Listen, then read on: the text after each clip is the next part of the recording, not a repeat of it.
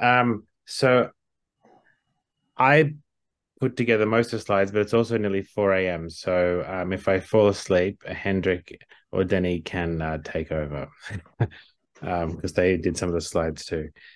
So I didn't put a team on here. Team four hasn't been as, I guess, active as some of the other teams, which is one of the reasons I haven't got lots of faces. But another reason is that we've also had a lot of input from people that are not part of the team, which I'll talk about soon.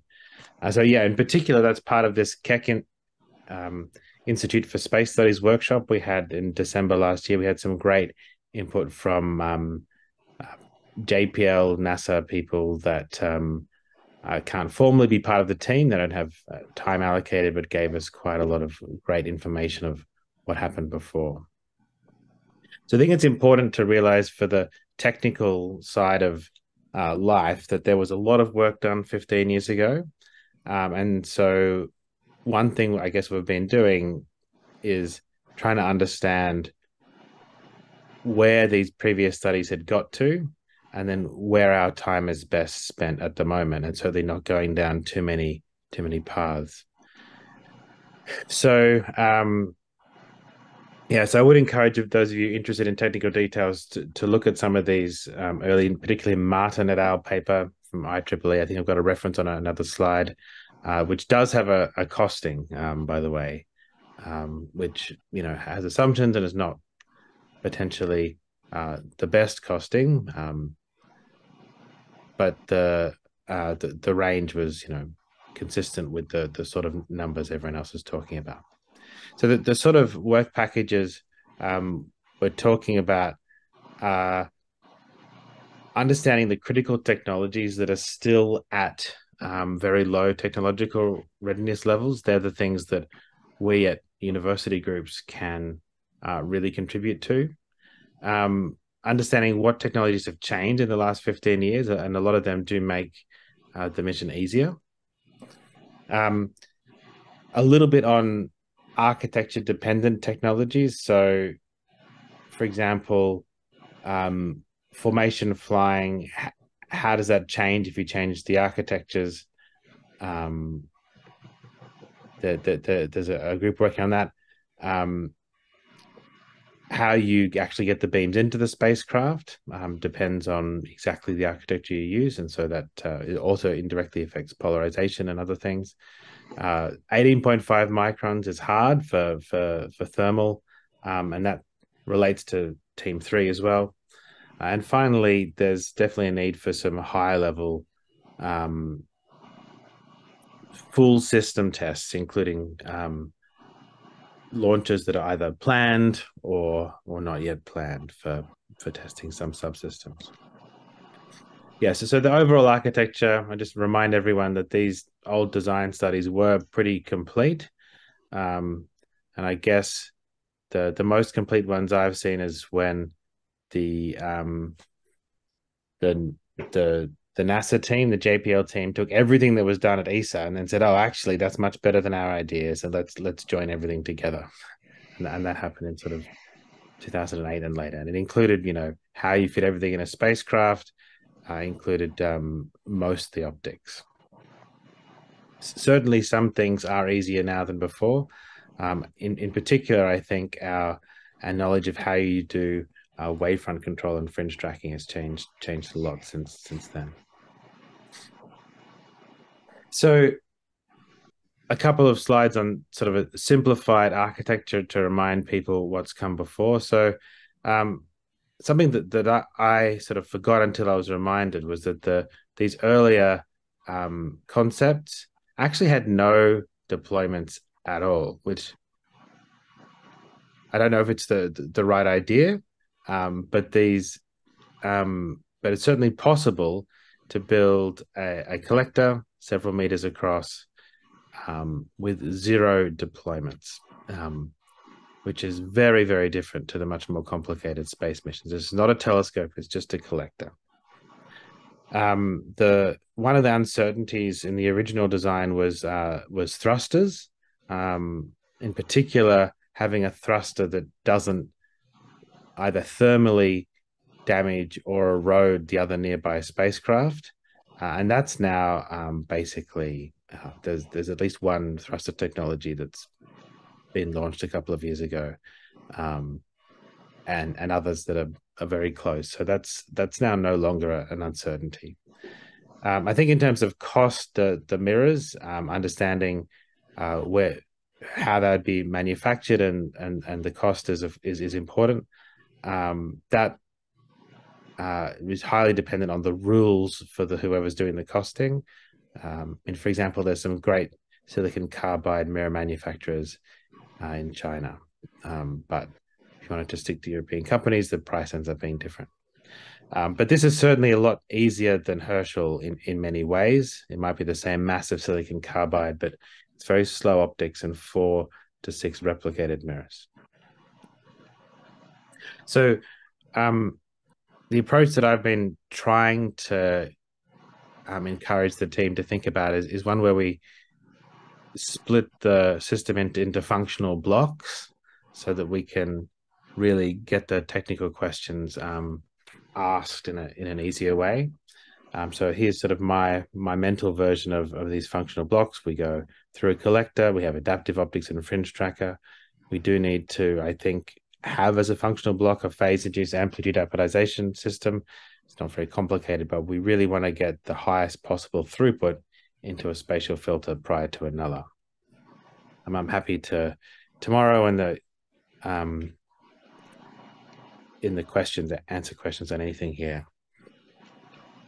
And in terms of these first injection optics, the JPL sort of version was possibly more complicated than needed. But generally, the first optics here is something that compensates for the tilt for when the collectors are moving. Some sort of a centimeter scale coarse delay line may be built into the same optic, potentially polarization correction, and then some optic that that focuses the telescope onto a cold pupil stop, and then from then it's all very easy and with very small optics. A cold pupil stop is probably a deformable mirror, which has been tested now in space, unlike 15 years ago. So where you start to get to the research questions for our working group is some of the really unique technologies that comes next. In particular, having what's called an adaptive nuller seems to be the only definite way we know we can get the null depths and the calibration required. The problem with that is it does need a spatial filter, like a fiber that works at very long wavelengths. If you just try and have one fiber, definitely you can't get a broad enough wavelength range, and even 2 fibers is a little bit challenging. So I think one of the key research questions we'll get to in one of the slides we came to from KISS is can we build like a photonic crystal fiber that has a much broader bandwidth and works right out to our longest wavelength of 17 or 18.5 microns. I've certainly got ideas. I've been trying to get funding for this, but I think that's the one very low TRL thing we're missing.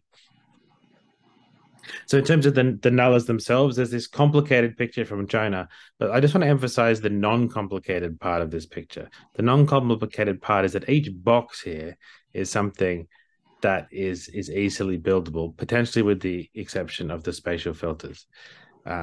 Simple beam splitters are easy. Adaptive nullers have been done at JPL.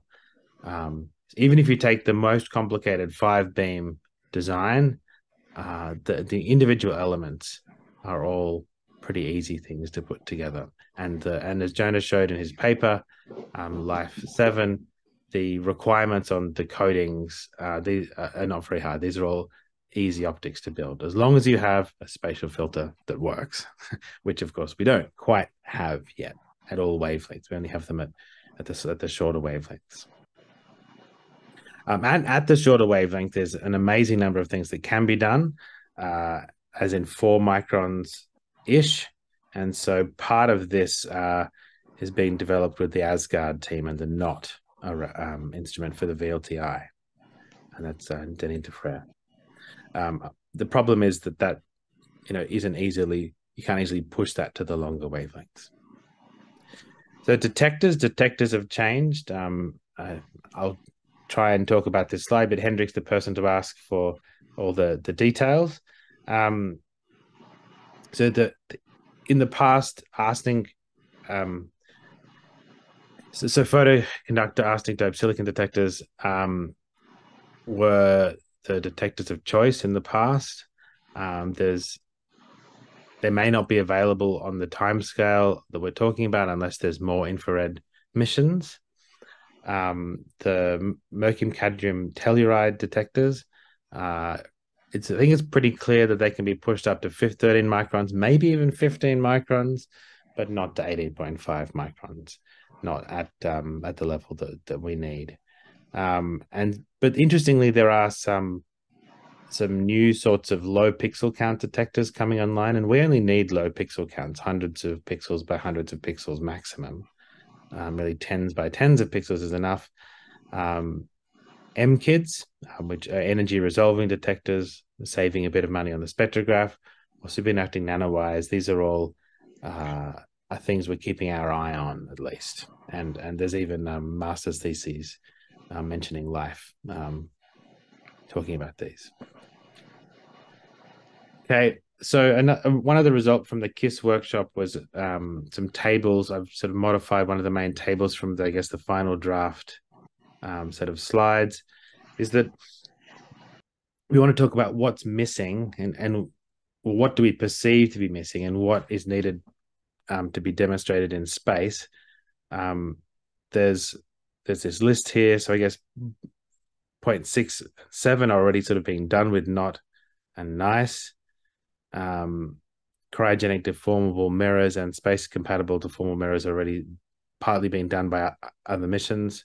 I've talked about the space compatible spatial filter, but the points 1 through 5 are really things that are aspects that ideally are done with smaller space missions, potentially low Earth orbit, potentially CubeSat type missions. But these are, I guess, an aspect that we need to think about carefully, because if there's any believability gap on life, and there's a mission that costs a few $1 million or $10 or $20 million that can be done at university scale. For example, Cereos, led by Taro. I don't think Taro is here, but hopefully that will be funded through JAXA and demonstrate a lot of these things. And that's a thing that I think is often hard to do on a short time scale through large space agencies. There is, of course, one thing funded by ESA. That's I don't know. Is Denny here now? Yes. Do you want to talk about this quickly, Denny? Sure. So just to mention that there is this ongoing ESA project. It's a small project in which we are participating with TU Delft, Leuven, Liège, CSL, and Amos, where we investigate the scientific capabilities of a single spacecraft nuller. You can see one of the design here on the right. So this is just starting. We had the review in September for the requirement of the mission. And it will be a 1 year and a half project. And we are looking into maximizing the science return of this concept with short baselines and identify key technologies that could enable a lifelike mission. And this is ongoing with ESA and our regular meetings for this project. Yeah, it's important to, like, the parameters of this project include it being connected elements. So it's the formation flying aspects and the starlight transfer between spacecraft is not going to be demonstrated here. So to get high confidence, I think we also need to have something that does that, probably independent of ESA. Yeah. Cool. And so, next steps. So I think we're at least on track to understand what we should be focusing on and what's not important to focus on at the moment. So the team's goal is to really focus on any gaps. in terms of baseline designs, I feel like that's where we need to work with team three on a limited number of designs, and really maybe not just one, but a couple of designs. For example, longest wavelength, how cold do things even have to be? 4 versus 5 telescopes.